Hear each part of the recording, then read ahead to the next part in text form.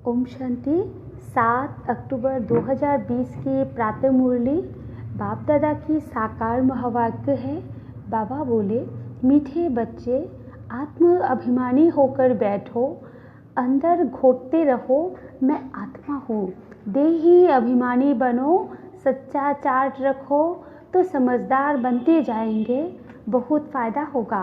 प्रश्न है, बेहद के नाटक को समझने वाले बच्चे किस एक लॉ माना नियम को अच्छी रीति समझते हैं? उत्तर में बाबा ने कहा, यह अविनाशी नाटक है। इसमें हर एक पाठधारी को पाठ बजाने अपने समय पर आना ही है। कोई कहे हम सदा शांतिधाम में ही बैठ जाए तो यह लॉ नहीं है, उसे तो पाठधारी ही नहीं कहेंगे। यह बेहद की बातें बेहद का बाप ही तुम्हें सुनाते हैं। ओम शांति। अपने को आत्मा समझकर बैठो, देह अभिमान छोड़कर बैठो। बेहद का बाप बच्चों को समझा रहे हैं। समझाया उनको जाता है जो बेसमझ होते हैं। आत्मा समझती है कि बाप सच कहते हैं। हम आत्मा बेसमझ बन गई है। मैं आत्मा अविनाशी हूँ, शरीर विनाशी है। मैं आत्म अभिमान छोड़ देह अभिमान में फंस पड़ा हूँ तो बेसमझ ठहरे ना। बाप कहते हैं सब बच्चे बेसमझ हो पड़े हैं देह अभिमान में आकर। फिर तुम बाप द्वारा देही अभिमानी बनते हो तो बिल्कुल समझदार बन जाते हो। कोई तो बन गए हैं, कोई पुरुषार्थ करते रहते हैं। आधा कल्प लगा है बेसमझ बनने में। इस अंतिम जन्म में फिर समझदार बनना है। आधा कल्प से बेसमझ होते होते 100% बेसमझ बन जाते हैं। देह अभिमान में आकर ड्रामा प्लान अनुसार तुम गिरते आए हो। अभी तुमको समझ मिली है, फिर भी पुरुषार्थ बहुत करना है, क्योंकि बच्चों में देवी गुण भी चाहिए। बच्चे जानते हैं हम सर्वगुण संपन्न 16 कला संपूर्ण थे, फिर इस समय निर्गुण बन पड़े हैं। कोई भी गुण नहीं रहा है। तुम बच्चों में भी नंबरवार पुरुषार्थ अनुसार इस खेल को समझते हैं। समझते समझते भी कितने वर्ष हो गए हैं, फिर भी जो नए हैं वो अच्छे समझदार बनते जाते हैं, औरों को भी बनाने का पुरुषार्थ करते हैं। कोई ने तो बिल्कुल नहीं समझा है, बेसमझ के बेसमझ ही है। बाप आए ही है समझदार बनाने। बच्चे समझते हैं माया के कारण हम बेसमझ बने हैं। हम पूज्य थे तो समझदार थे, फिर हम ही पुजारी बन बेसमझ बने हैं। आदि सनातन देवी देवता धर्म प्राय लोप हो गया है। इनका दुनिया में किसको पता नहीं है।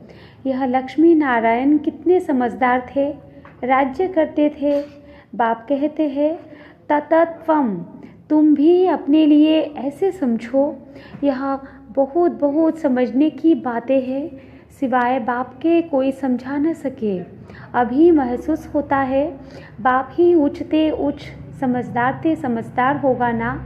एक तो ज्ञान का सागर भी है, सर्व का सद्गति दाता भी है, पतित पावन भी है। एक की ही महिमा है। इतना उच्चते उच्च बाप आकर के बच्चे बच्चे कहा कैसे अच्छी रीति समझाते हैं। बच्चे अब पावन बनना है, उसके लिए बाप एक ही दवाई देते हैं। कहते हैं योग से तुम भविष्य 21 जन्मों निरोगी बन जाएंगे। तुम्हारे सब रोग दुख खत्म हो जाएंगे। तुम मुक्तिधाम में चले जाएंगे। अविनाशी सर्जन के पास एक ही दवाई है, एक ही इंजेक्शन आत्मा को आए लगाते हैं। ऐसे नहीं कोई मनुष्य बैरिस्टरी भी करेंगे, इंजीनियरिंग भी करेंगे, नहीं, हर एक आदमी अपने धंधे में ही लग जाते हैं। बाप को कहते हैं आकर पतित से पावन बनाओ, क्योंकि पतित पने में दुख है। शांति धाम को पावन दुनिया नहीं कहेंगे, स्वर्ग को ही पावन दुनिया कहेंगे। यह भी समझाया है मनुष्य शांति और सुख चाहते हैं। सच्ची सच्ची शांति तो वहाँ है जहाँ शरीर नहीं, उसको कहा जाता है शांति धाम। बहुत कहते हैं शांति धाम में रहे, परंतु लौ नहीं है, वो तो पाठधारी हुआ नहीं। बच्चे नाटक को भी समझ गए हैं। जब एक्टर्स का पाठ होगा तब बाहर स्टेज पर आकर पाठ बजाएंगे। यह बेहद की बातें बेहद का बाप ही समझाते हैं। ज्ञान सागर भी उनको कहा जाता है। सर्व के सद्गति दाता पतित पावन है। सर्व को पावन बनाने वाले तत्व नहीं हो सकते। पानी आदि सब तत्व है, वो कैसे सद्गति करेंगे? आत्मा ही पाठ बजाती है। हठयोग का भी पाठ आत्मा बजाती है। यह बातें भी जो समझदार है वही समझ सकते हैं। बाप ने कितना समझाया है। कोई ऐसी युक्ति रचो जो मनुष्य समझे। कैसे पूज्य सो फिर पुजारी बनते हैं। पूज्य है नई दुनिया में, पुजारी है पुरानी दुनिया में। पावन को पूज्य, पतित को पुजारी कहा जाता है। यहाँ तो सब पतित है, क्योंकि विकार से पैदा होते हैं। वहाँ है श्रेष्ठ, गाते भी है संपूर्ण श्रेष्ठाचारी। अभी तुम बच्चों को ऐसा बनना है, मेहनत है। मुख्य बात है याद की। सभी कहते हैं याद में रहना बड़ा मुश्किल है। हम जितना चाहते हैं याद में रह नहीं सकते हैं। कोई सच्चाई से अगर चार्ट लिखे तो बहुत फ़ायदा हो सकता है। बाप बच्चों को यह ज्ञान देते हैं कि मनमना भव। तुम अर्थ सहित कहते हो। तुम्हें बाप हर बात यथार्थ रीति अर्थ सहित समझाते हैं। बाप से बच्चे कोई प्रकार के प्रश्न पूछते हैं। बाप करके दिल लेने लिए कुछ कह देते हैं, परंतु बाप कहते हैं मेरा काम ही है पतित से पावन बनाना। मुझे तो बुलाते ही इसलिए हो। तुम जानते हो हम आत्मा शरीर सहित पावन थी, अभी वही आत्मा शरीर सहित पतित बनी है। 84 जन्मों का हिसाब है ना। तुम जानते हो अभी यह दुनिया कांटों का जंगल बन गई है। यह लक्ष्मी नारायण तो फूल है ना। उन्हों के आगे कांटे जाकर कहते हैं आप सर्वगुण संपन्न, हम पापी कपटी है। सबसे बड़ा कांटा है काम विकार का। बाप कहते हैं इस पर जीत पहन जगत जीत बनो। मनुष्य कहते हैं भगवान को कोई ना कोई रूप में आना है। भागीरथ पर विराजमान हो आना है। भगवान को आना ही है पुरानी दुनिया को नया बनाने। नई दुनिया को सतो प्रधान, पुरानी को तमो प्रधान कहा जाता है। जबकि अभी पुरानी दुनिया है तो ज़रूर बाप को आना ही पड़े।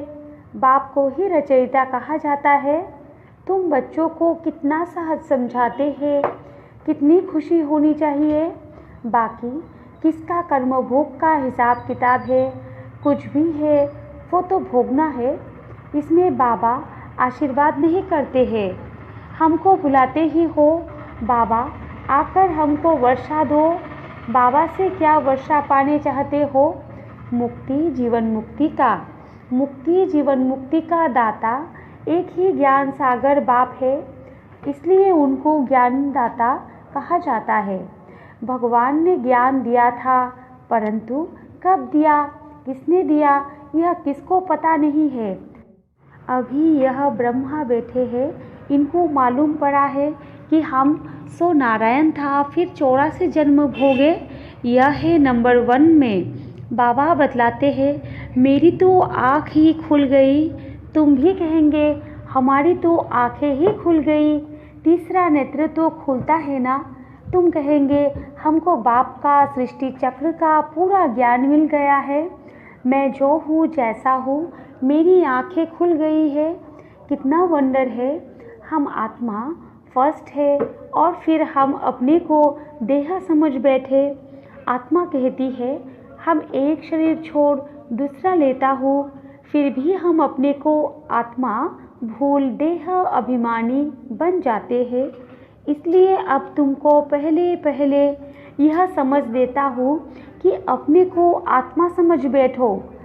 अंदर में यह घोटते रहो कि मैं आत्मा हूँ आत्मा न समझने से बाप को भूल जाते हो, फील करते हो। बरोबर हम घड़ी घड़ी देह अभिमान में आ जाते हैं। मेहनत करनी है, यहाँ बैठो तो भी आत्म अभिमानी होकर बैठो। बाप कहते हैं हम तुम बच्चों को राजाई देने आए हैं। आधा कल्प तुमने हमको याद किया है। कोई भी बात सामने आती है तो कहते हैं हाय राम, परंतु ईश्वर व राम कौन है यह किसको पता नहीं। तुमको सिद्ध करना है ज्ञान का सागर, पतित पावन, सर्व का सद्गति दाता, त्रिमूर्ति परमपिता परमात्मा शिव है। ब्रह्मा विष्णु शंकर तीनों का जन्म इकट्ठा है। सिर्फ शिव जयंती नहीं है, परंतु त्रिमूर्ति शिव जयंती है। ज़रूर जब शिव की जयंती होगी तो ब्रह्मा की भी जयंती होगी। शिव की जयंती मनाते हैं, परंतु ब्रह्मा ने क्या किया? लौकिक, पारलौकिक और यह है अलौकिक बाप, यह है प्रजापिता ब्रह्मा। बाप कहते हैं नई दुनिया के लिए यह नया ज्ञान अभी तुमको मिलता है, फिर प्राय लोप हो जाता है। जिसको बाप रचता और रचना का ज्ञान नहीं तो अज्ञानी ठहरे ना। अज्ञान नींद में सोए पड़े हैं, ज्ञान से है दिन, भक्ति से है रात। शिवरात्रि का अर्थ भी नहीं जानते, इसलिए उनकी हॉलीडे भी उड़ा दी है। अभी तुम जानते हो बाप आते ही है सबकी जोत जगाने। तुम यह बत्तियाँ आदि जगाएंगे तो समझेंगे इनका कोई बड़ा दिन है। अब तुम जगाते हो अर्थ सहित, वो लोग थोड़े ही समझेंगे। तुम्हारे भाषण से पूरा समझ नहीं सकते। अभी सारे विश्व पर रावण का राज्य है। यहाँ तो मनुष्य कितने दुखी है। रिद्धि सिद्धि वाले भी बहुत तंग करते हैं। अखबारों में भी पढ़ता है इनमें इविल सोल है, बहुत दुख देते हैं। बाबा कहते हैं इन बातों से तुम्हारा कोई कनेक्शन नहीं। बाप तो सीधी बात बताते हैं, बच्चे तुम मुझे याद करो तो तुम पावन बन जाएंगे, तुम्हारे सब दुख दूर हो जाएंगे। अच्छा, मीठे मीठे सिकिलदे बच्चों प्रति माता पिता बाप दादा का याद प्यार और गुड मॉर्निंग। रूहानी बाप की रूहानी बच्चों को नमस्ते, और हम रूहानी बच्चों की रूहानी माता पिता बाप दादा को भी याद प्यार गुड मॉर्निंग और नमस्ते नमस्ते नमस्ते। धारणा के लिए मुख्य सार में 1 नंबर पॉइंट है यथार्थ रीति बाप को याद करने व आत्म अभिमानी बनने की मेहनत करनी है। सच्चाई से अपना चार्ट रखना है, इसमें ही बहुत बहुत फ़ायदा है। 2 नंबर पॉइंट है सबसे बड़ा दुख देने वाला कांटा काम विकार है। इस पर योग बल से विजय प्राप्त कर पतित से पावन बनना है। बाकी किन्हीं भी बातों से तुम्हारा कनेक्शन नहीं। वरदान है विघ्न प्रूफ चमकीली फरिश्ता ड्रेस धारण करने वाले सदा विघ्न विनाशक भव। विस्तार है स्व के प्रति और सर्व के प्रति सदा विघ्न विनाशक बनने के लिए क्वेश्चन मार्क को विदाई देना और फुल स्टॉप द्वारा सर्व शक्तियों का फुल स्टॉप करना। सदा विघ्न प्रूफ चमकीली फरिश्ता ड्रेस पहनकर रखना, मिट्टी की ड्रेस नहीं पहनना। साथ साथ सर्व गुणों के गहनों से सजे रहना। सदा अष्ट शक्ति शस्त्रधारी संपन्न मूर्ति बनकर रहना और कमल पुष्प के आसन पर अपने श्रेष्ठ जीवन के पाँव रखना। स्लोगन है अभ्यास पर पूरा पूरा अटेंशन दो तो फर्स्ट डिवीज़न में नंबर आ जाएगा। मातेश्वरी जी के अनमोल महावाक्य है यह ईश्वरीय नॉलेज सर्व मनुष्य आत्माओं के लिए है। पहले पहले तो अपने को एक मुख्य पॉइंट ख्याल में अवश्य रखनी है। जब इस मनुष्य सृष्टि झाड़ का बीज रूप परमात्मा है तो उस परमात्मा द्वारा जो नॉलेज प्राप्त हो रही है वो सब मनुष्य के लिए ज़रूरी है।